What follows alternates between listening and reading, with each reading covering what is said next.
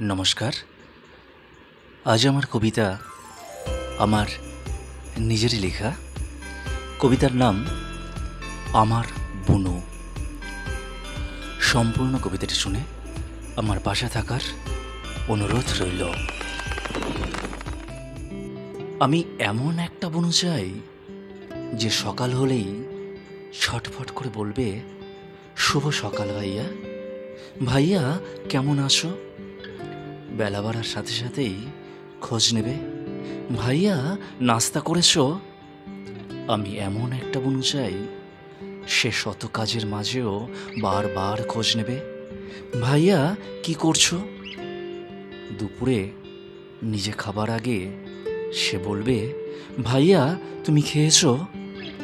আমি এমন একটা বুনো চাই বেলা শেষে সে আগেই বলবে, শুভ সন্ধ্যা ভাইয়া। ভাইয়া কি করছো? কেমন আছো? আমি এমন একটা বুনো চাই যে রাতে ঘুমোতে যাবার আগে বলবে, ভাইয়া শুভরাত্রি, ভালো থেকো ভাইয়া।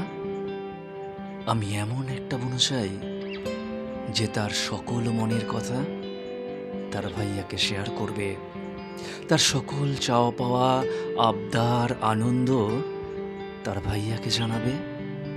কষ্ট পেলে সবার আগে তার ভাইয়াকেই বলবে, ভাইয়াই হবে তার বেস্ট ফ্রেন্ড।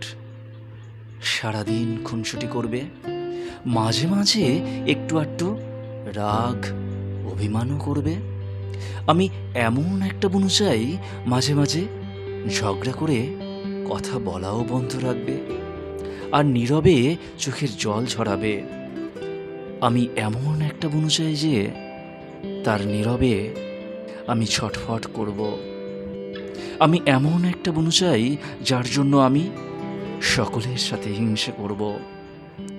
আমি এমন একটা বুনো চাই যার কাছে কোনো স্বার্থ থাকবে না, থাকবে না কোনো শর্ত, থাকবে শুধুই আন্তরিকতা আর অন্তরের অফুরন্ত সরল ভালোবাসা। আমি এমন একটা বুনো চাই যার সম্পর্কে থাকবে পবিত্রতা, থাকবে না কোনো গোপনতা। সম্পর্কই মানুষের শ্রেষ্ঠ বন্ধন।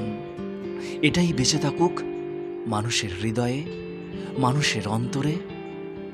পৃথিবীর দুই প্রান্তে থেকেও বেঁচে থাকুক দুটি মানুষের নিষ্পাপ সম্পর্ক। নমস্কার।